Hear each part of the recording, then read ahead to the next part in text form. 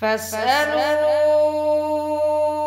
أهل الذكر إن كنتم لا تعلمون۔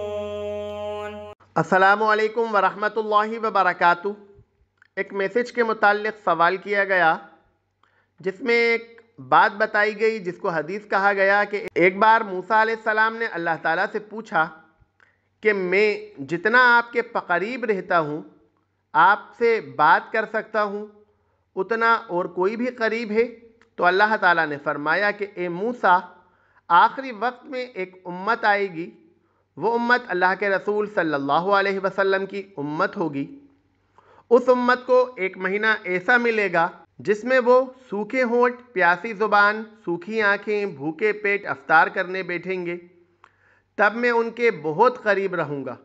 موسیٰ، ہمارے اور تمہارے بیچ میں 70 پردوں کا فاصلہ ہے، لیکن افطار کے وقت اس امتی اور میرے بیچ میں ایک پردے کا بھی فاصلہ نہیں ہوگا، اور وہ جو مجھ سے دعا مانگیں گے ان کی دعا قبول کرنا میری ذمہ داری ہے۔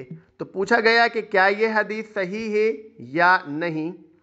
دیکھیے، یہ حدیث کسی بھی حدیث کی کتاب میں موجود نہیں ہے، یعنی کسی بھی محدثین نے اس حدیث کو اپنی کتاب میں درج بھی نہیں کیا۔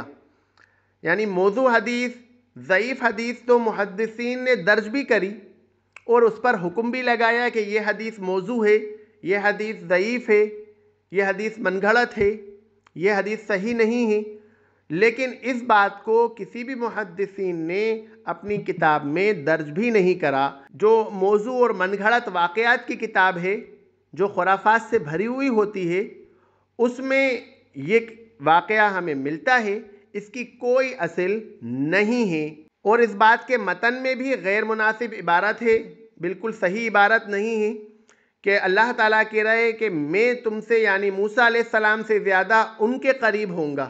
یہ جو بات ہے، یہ بات مسلمانوں کے عقائد کے خلاف ہے، کیونکہ تمام ائمہ اس بات پہ متفق ہیں کہ تمام انبیاء اکرام اور رسول تمام لوگوں سے افضل ہیں۔ تو یہ کیسے ممکن ہو سکتا ہے کہ موسیٰ علیہ السلام سے زیادہ کوئی امت اللہ کے قریب ہو جائے؟ اور یہ کیسے ممکن ہو سکتا ہے کہ اللہ تعالیٰ اپنے نبی موسیٰ علیہ السلام کے بجائے بندوں کے قریب زیادہ ہو، جبکہ اللہ تعالیٰ خود موسیٰ علیہ السلام کے بارے میں قرآن میں کہتا ہے اعوذ باللہ من الشیطان الرجیم ونادیناہ من جانب الطور الایمن وقربناہ نجیہ، اور ہم نے انہیں طور کی دائیں جانب سے آواز دی اور سرگوشی کرتے ہوئے انہیں قریب کر لیا۔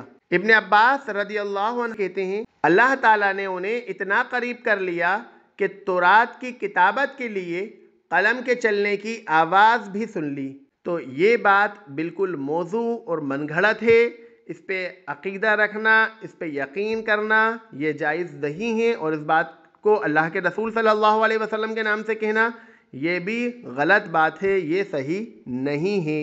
وآخر دعوانا ان الحمد للہ رب العالمین۔